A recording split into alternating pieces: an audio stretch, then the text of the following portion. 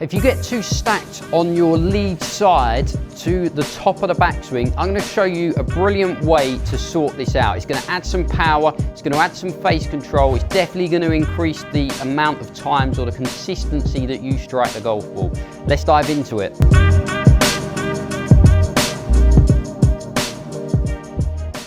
The problem when we get a little bit too stacked on the golf ball, so a little bit too into this lead side as we work to the top, is there's a few things that go on with it, right? As I work into that lead side, all my weight is sort of going into my lead toe, and as that happens, my hip can create a bit more tilt than it needs to, so therefore my shoulders create a little bit more tilt than they need to, and the club face can get, the shaft angle can get quite steep to the top of the swing. So from there I've got to almost back out of it, and as I'm backing out of it, you can see that my whole body has to rise, and as my whole body has to rise, I then have to throw the club down to get it to the golf ball, and that can cause, one, your low point won't be down on the golf ball, or if it's down, you won't be getting into the ground, so there'll be a lot of thins, possibly a lot of fat, but the face control, because you've got to jump up, will be all over the place, can hit some right, can hit some left. So basically it just doesn't add any consistency to your game. So we've got this little step-by-step drill that we're going to do to help you out with this. We're going to start with no club in our hands, right? We're going to just go to our golf posture, and we're just going to use our lead hand. Our lead palm is going to face the ground. Our trowel hand is just going to have like pincers, two pincers with your thumb and your first finger, and you're just going to place one on the bicep, one on the chest.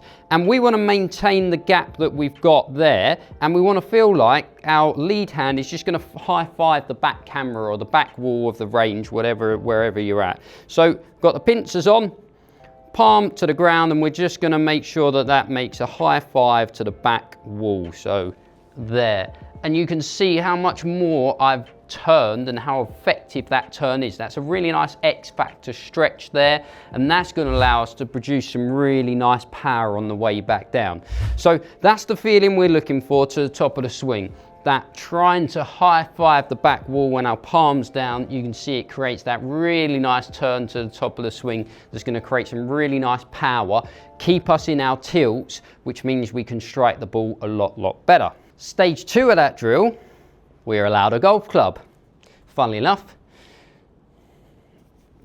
with this, golf club is going to go down. We're going to still have hand on the bicep and the chest, and going to do the same thing. We're still trying to get that lead arm working away, trying to maintain this gap that we've got here. And you can see we'll end up somewhere more over here.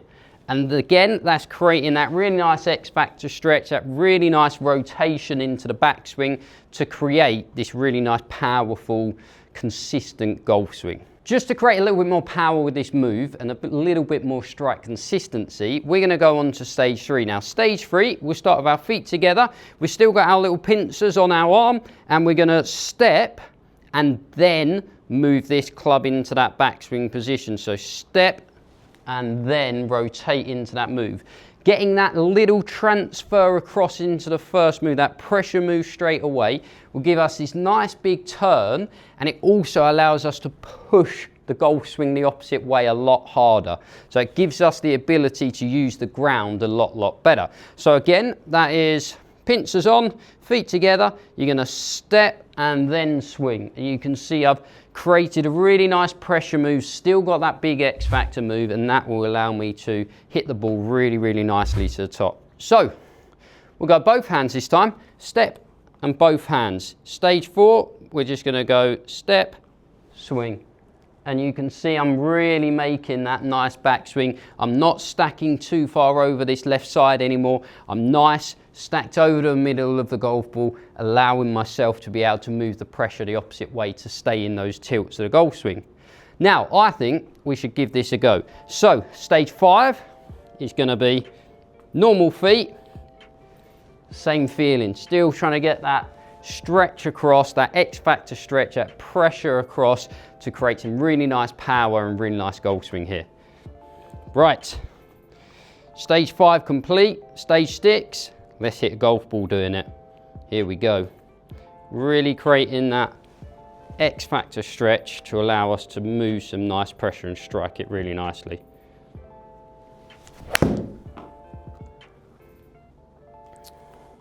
I quite like that. Little draw, speeds up a little bit, and distance isn't too bad. Not bad at all. So we'll give that another go. You see, hit it on a little draw flight. Club speed jumped up a couple of miles an hour, which is nice. That's an added benefit, and I struck it pretty pure. Let's see if we can do that again. We might even be able to add a little bit more now we're warmed up. Right, so we're feeling like we're high-fiving that back wall, stretching across, not leaning into that left side, really going to create a nice stretch into the top of that backswing.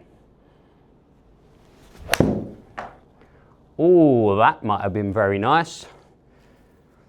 There we go, added even more speed. That's gone a country mile. 8 iron in my hands, 163, that's not too bad. It's gone a country mile, pretty straight as well. And again, we added even more speed and on a little draw flight. So run through those first 5 stages to start with. Probably do like 5 swings at each of those before you move into stage 6 and start hitting golf balls. Really get the feeling of what you're trying to do with this. I promise you it's going to add a lot of power. I promise you the consistency of strikes is going to get better. If you don't hit a draw, it will probably create a little bit of a nice draw flight for you. Hope you like the video. Make sure to like the video, make sure to subscribe to the channel, and we'll see you next time.